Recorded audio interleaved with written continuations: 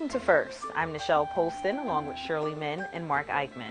Dover officials want you to take a second look at the town. They also want your business. Governor Markell makes a pitch for more money to fix Delaware's roads. Do you really want to be in a state where your neighbors are making these big investments, their transportation systems are getting better, while your state's not? I don't think it's a good place for us to be. And a year ago, these kids never went to school in their native countries. Well, today, a program in the Indian River School District is changing all of that. First, your public media news magazine starts now.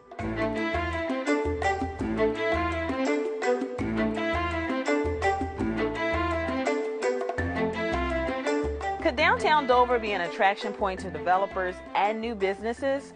Well, that's certainly the goal, thanks to a portion of it that was designated a downtown development district. It's a real turning point for the state's capital that has struggled in its downtown area. And in this week's First Look, we'll speak to officials who will tell us why this time is different.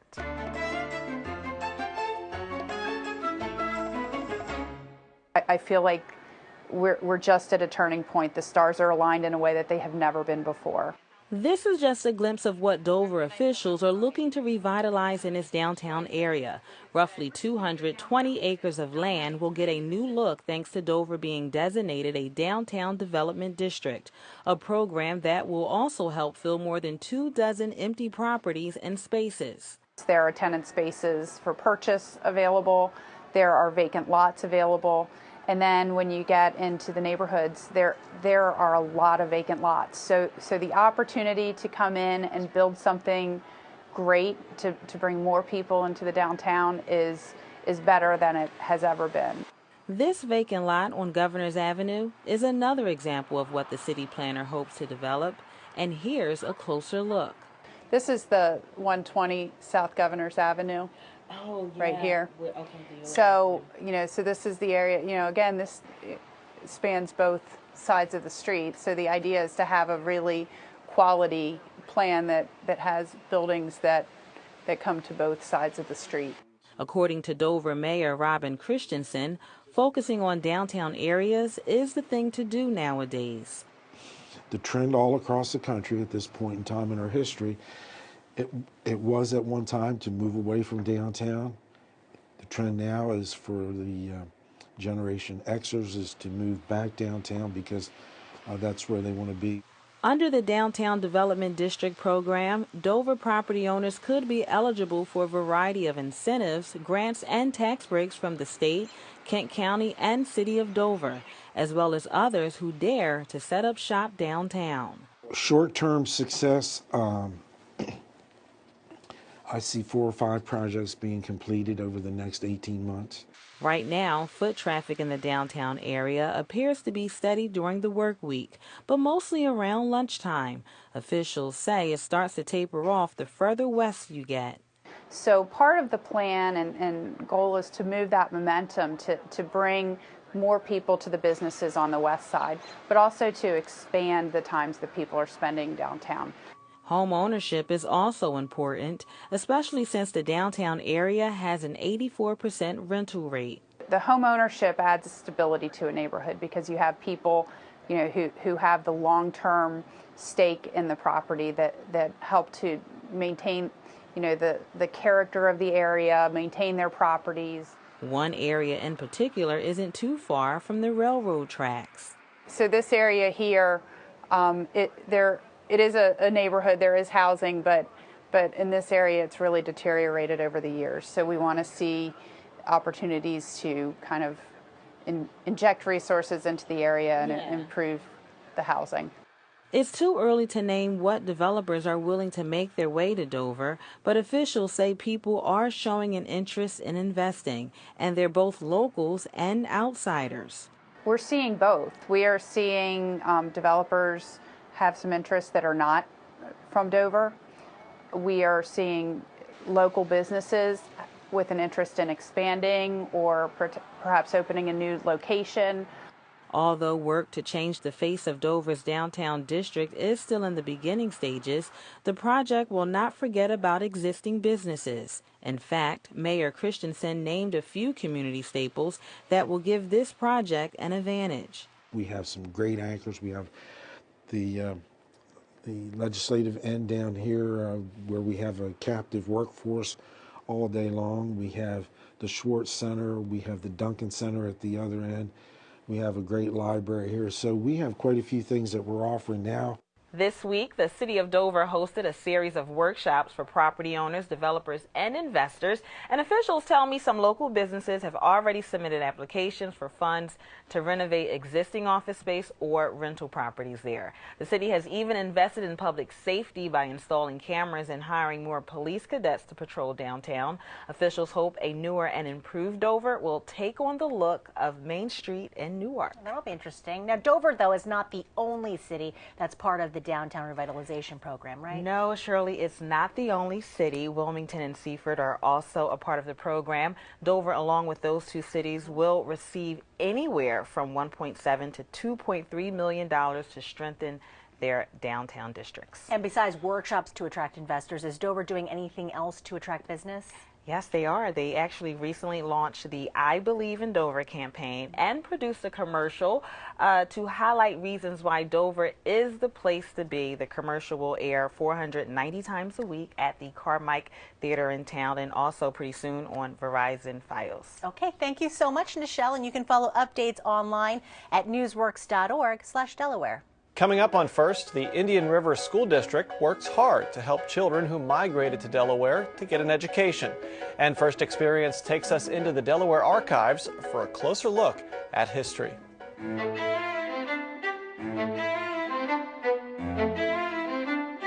Governor Jack Markell is our first person this week. Governor, thanks for being here as always. Thank you. And we asked you to bring a prop to start this interview. This is a big chunk of concrete that you held up in your State of the State address. What's the story behind this? Well, this fell from the from I-95 over the Brandywine River, and when this fell, we were just left with a few inches, I think 6 inches, between the roadway and the Brandywine River below. And so I did show this, in fact, at the State of the State. This all happened while the 495 thing was going on, so the timing was not very good. But we just have to make more investments in our roads and our bridges. And everybody agrees with that. Nobody wants to pay for it, of course, but at some point we're going to have to pay for it. I mean, this is a significant chunk, and you know, that is not the only bridge, the only structure in the state that needs work. We're looking at DuPont Road, a bridge there being closed right now this week. What's the pitch? You sort of left it up to lawmakers to come to you with their ideas in the State of the State. What's the thinking behind doing it that way? Well, let's put it this way. I mean, last year, as you know, I laid out a very specific proposal to generate $100 million a year. I proposed a 10-cent per gallon increase in the gas tax that would generate $50 million, and then another $50 million of borrowing. I'd be fine doing that again. No, not everybody seemed to be all that interested in that last year during an election year, but I look forward to working with legislators this year if they have other ideas. But the bottom line is other states around us are making these huge investments in transportation. You know, our gas tax is 23 cents a gallon, has not been increased since 1995. Pennsylvania's going up to 60 cents, Maryland's going up to 43.5 cents. The nice thing about a gas tax is it is a user fee. It's paid by those who use the road. But again, if others have different ideas about how to pay for it, I'll be very open to their ideas. There was a Chamber of Commerce breakfast at the Queen a few weeks ago, and there was a Pennsylvania official there telling a story that it took them 4 years to get a gas tax finally passed. Do you think Delaware will have to wait that long? I hope not.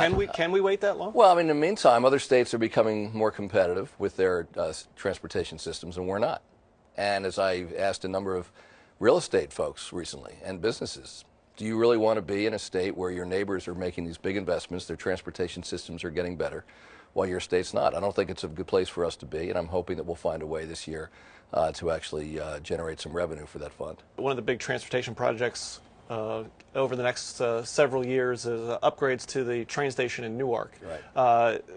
Designed to attract businesses and I guess help folks there connect. How important is that to the Star campus, to the University of Delaware, to economics in Newark and I guess surrounding? We think it's a great project. We're really excited by all the progress being made at the Star campus. If you think about what was there just a few years ago, an abandoned Chrysler factory, now there is rising. You've got the Bloom Energy manufacturing facility. You've got the healthcare campus of the university over there. You've got private sector companies like Sev1 moving in. It's really exciting, and this is the economy of the future. And to have it right next door to the University of Delaware is exactly what the economic development of the future is all about. Having the transportation linkage there, going to Maryland, going up to Pennsylvania, is ideal. And so we're really excited about the opportunity to take this train station to the next level. Is there a chance that commuter rail from Maryland will connect into Newark at that station and sort of bridge the gap between, I guess it's Newark and kind of Perryville, where there's a gap of commuter rail? There are no guarantees, but it certainly would not happen without this kind of upgrade. But we'll be working on that. In a previous visit here with us, you mentioned the chance of an Israeli company that was going to locate right there. What's the progress on that? Is that going to happen? It looks pretty good. I don't know that they've announced yet. I think they have, but I don't want to do it right here. I think they've already announced yet, but I think it looks pretty good. Let's shift gears. It's a small company.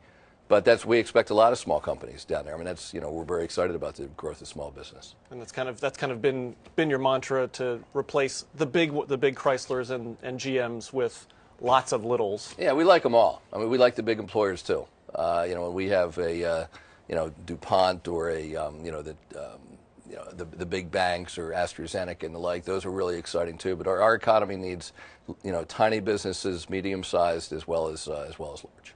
Let's shift gears and talk a little bit about your plans to increase treatment for those dealing with drug addiction. Obviously a widespread problem. Are the initiatives coming together as you've hoped? You talked about it a lot during the State of the State. Right. So they'll come together if the budget is approved. This is a very difficult budget to put together. I really had one new initiative, and that was around addictions, about just over $4 million. And this is because we do see, frankly, a crisis across the country, and that crisis has hit right here in Delaware as well. We've made great progress over the last few years at limiting the abuse of prescription medication because of some policies we put in place, but essentially what happened, people moved on from there, and heroin is just now rampant. And we have somebody die of an overdose in Delaware every other day. Somebody's mom or dad or son or daughter every other day. And I have been so inspired by the family members of so many of these individuals. They formed a group called Attack Addiction. And I don't know how they have the courage to take what is an incredible personal tragedy, the loss of a child, and turn it into something positive by working together as a group and working with people in government and treatment and everything else to make sure that we devote the sufficient resources. And so we've put together a plan to try to fill in the gaps on some of the services, do a better job of education and prevention and early intervention. But we've got plenty to do. And this is one of those issues that knows no boundaries. It's not a Democrat or Republican issue. It's not a black or white or Hispanic or Asian issue. It's not a wealthy or poor issue.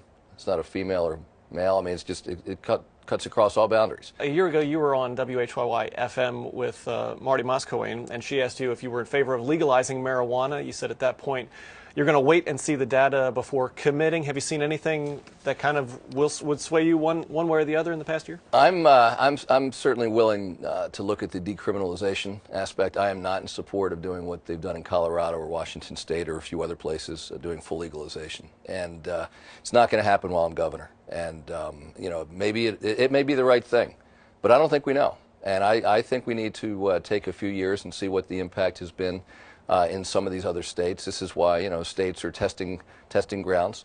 There are people in some of these states who think it's great. There are some people in these states who are really concerned about the impact. And I don't think we know yet. I think we know more today than we did a year ago, but I think we've got a lot more to learn. Has the medical marijuana implementation gone sort of as you've thought? It's coming. I mean, I think it obviously took a lot longer than people would have liked. That was because we put a halt on it a couple years ago based on, frankly, really inconsistent guidance from the federal government about who they might prosecute. But we are moving forward. We expect to be up and running within a few months. While we have another minute, I want to get your reaction on the Democratic Convention coming 2016 to Philadelphia, something that Delaware can do to kind of generate economic benefit from that, obviously hotel rooms, I guess? Yes, I think we should fill up a bunch of hotel rooms. Hopefully some people will be eating in many of our wonderful restaurants. It's a great opportunity for the region. Philadelphia is a great area. The greater Philadelphia, which includes us here in Delaware, is even better. And so we're excited for the whole region. We want to make sure that folks have a chance to come down and see much of what Delaware has to offer. And Delaware sort of has a new campaign to get people to come down here, maybe some of those Democratic convention attendees, endless discoveries. That's right. Do you have a way to gauge kind of the feedback on that now that it's come out?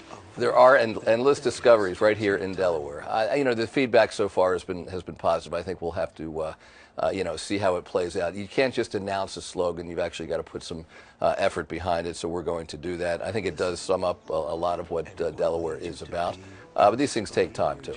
Any chance we'll see a Governor Markell talent in those commercials, kind of a Delaware and you perfect together? I don't know that anybody's put the word Governor Markell and talent when it comes to appearing in commercials or anything like that in the same sentence before, but thank you. Yeah, you could ride your bike in the commercial there you go. all there over the go. state. Yeah. It'd be a perfect synergy there for I'll you. have to think about that. Governor Markell, thank you so much for being here. We appreciate your time. Thank you. You can find this first-person interview online at newsworks.org/Delaware. Check us out online at WHYY.org/first. Watch any part of this show or any show when you want. First is also a part of Comcast On Demand. Click through Get Local and the PBS menu to find us.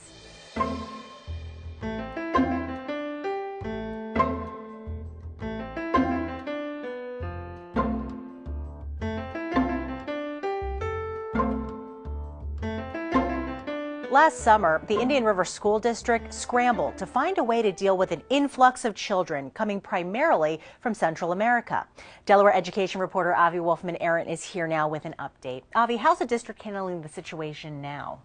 Well, so far so good, Shirley. I found a thriving program for newcomers, happy kids, and some larger questions about how we are going to educate recent immigrants to Delaware.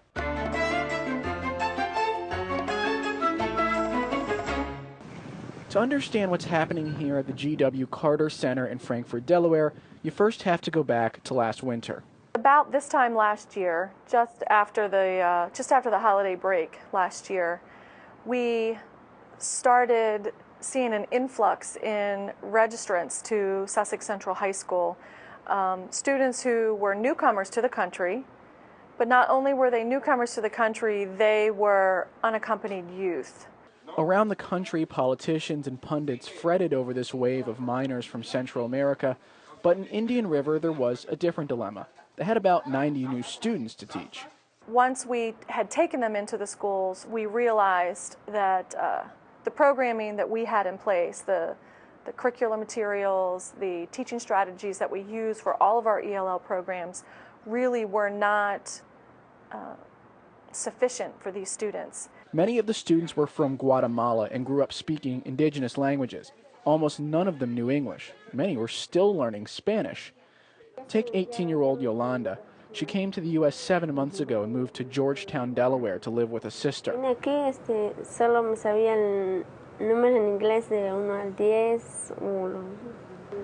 I knew number 1 to 10 when I came, a couple random words. I know a lot more words now. I know sentences. Yolanda's first language is Mom, a Mayan language. She was homeschooled until 11, at which point she got a job to pay for tuition at a technical school. Eventually, money ran out, and she moved north. Right now that the home in Guatemala is not in good condition, so they're trying to get money together in order to send back to build their father a new home. To help students like Yolanda, Indian River created the Appel program. Appel stands for Accelerating Pre-Literate English Language Learners. It's a voluntary remedial program with about 60 students. The idea is to fill knowledge gaps quickly so that within 12 to 18 months, these teenagers can rejoin the regular program for English language learners and eventually work toward a high school diploma. These words are all called adjectives. They're words that describe people, places, or things. They describe nouns. We dropped in on a recent Appel class. The morning's task was simple. Look up an English word in the dictionary and write that word's Spanish equivalent. Excellent. Tell us the word. This may seem like first day material, but many of these students, because of their backgrounds, had to learn how to go to school before the academic learning could begin. Back in September, many would get up and leave class unannounced. One time, a student removed his shirt because he felt hot. In the beginning, I think what we really focused on was basically survival skills within the school. How do I ask to use the bathroom? How do I ask to sharpen my pencil? How do I tell someone I don't understand? Teacher Lori Ott says those lessons have stuck and the students are thriving. They come every day, they ask for extra homework, and they buzz around the lunchroom, chatting with the cafeteria workers. Ott and others attribute some of their success to an accident. Due to a population surge, Indian River couldn't house its Appel program at the local high school. Instead, they moved it to the G.W. Carver Center, an overflow building miles away. They're not afraid to do anything because there's no one there to make fun of them. They're all in the same, same situation, and when you're with your American peers, I'm going to pronounce it wrong, oh, I'm going to have the wrong answer. But this type of separation also invites questions. Is it fair to segregate immigrant students? Does it slow their assimilation? Just last month, the U.S. Departments of Education and Justice released a historic set of federal guidelines about how to educate English language learners. As part of that document, they urged districts to integrate newcomers as much as possible. The guidelines read in part, the departments would rarely find a program-related justification for instructing EL and non-EL students separately in subjects like physical education, art, and music. Lori Ott says she agrees with the general principle of inclusion and has for her 20 years as an ELL teacher, but she also thinks this may be one of those rare cases where separation works. This year has kind of opened my eyes being in this building in a separate facility. I think they've really felt comfortable in this building. They see this as their place. Avi, coming out of your story, what's next for these students because they cannot be sequestered forever? Right. I mean, eventually they're going to have to go back to the big high school, and there's a lot of concern among the staff and the students about making that transition, but it's also a necessary one. I talked to Patricia Grandua, who's a researcher at UCLA, and she says the only way for students like this to become proficient in English is to be with their American peers. So by that logic, are we slowing down that process? It's possible. By sequestering them in this way, it's possible. Grandura told me she'd prefer a program that was 3 to 6 months in length instead of a year plus like this one. But she also said there's not a lot of great research out there about students who are this far behind even other English language learners. And so she sympathizes with districts who are doing the best that they can. Any chance we'll see other programs like this elsewhere in Delaware? There's a chance. The state and nearby districts are monitoring it very closely, so you could see some copycats. Okay, thank you so much, Avi. Check out this story and all of Avi's Delaware education reporting at newsworks.org/Delaware. Have you ever driven past the Public Archives building in Dover and thought, I wonder what's in there? Well, First Experience takes us on a tour this week to see what goes on behind the scenes. From birth, marriage, and death records to maps and historical photos, it's all inside the vaults of the Public Archives.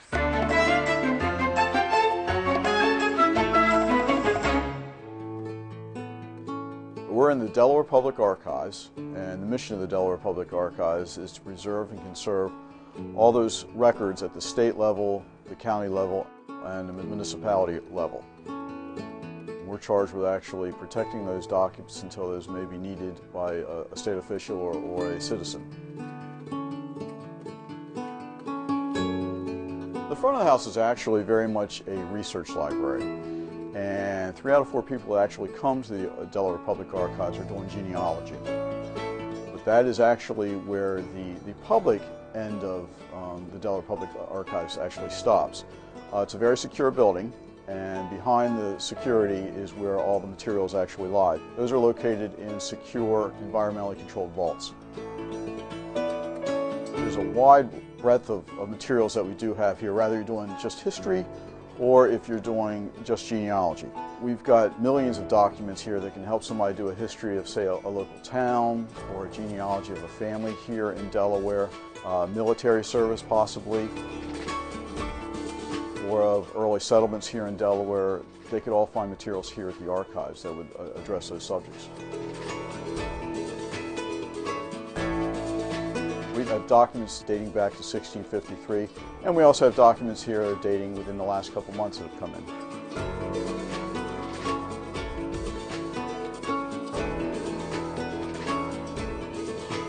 A number of documents that we do have from the 17th century. One of the most important documents we have is the Delaware Charter, which is actually still being used in courtrooms today whenever the issue of the Delaware boundaries come about, so it's still a living, breathing document. Many of the court records used to come wrapped up in red ribbon, and we call that ribbon tape. So that's where the saying, all wrapped up in government red tape, actually comes from. If a record's been folded up like that for a number of years, it's not just going to lay flat when you take the ribbon off. And the way we actually get those flat is we use a trash can, we refer to it as our humidification chamber, and that humidity will actually help the document or the photograph to relax.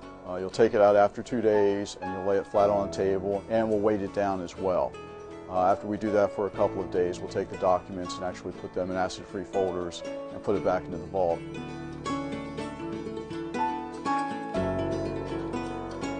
Many of the records do actually come in fairly good shape. However, those that come in that need work, we will take care of those here in the processing room if we can handle them at that point. And that will include the humidification of documents, the foldering of documents, and if they need to, identification of the documents as well. It's always a case where we're trying to educate the public about what we do here. The history of Delaware is within these walls, and we're the caretakers of these documents. If we don't take care of these documents, they will eventually be destroyed or disintegrate in some way, and it's our job really to preserve all these documents as well as these photographs. The library is open to the public for tours as well as doing research. You can get more information on both when you visit the public archives on the web at archives.delaware.gov. Next week on First, a report on a saltwater-resistant crop that could be the answer for land lost to sea level rise, and a program to help first-time homebuyers get through the bureaucracy they sometimes face. That is First for this week. We thank you for watching. For Avi Wolfman-Arndt, Shirley Min, and Nichelle Polston, I'm Mark Eichman. Have a great week.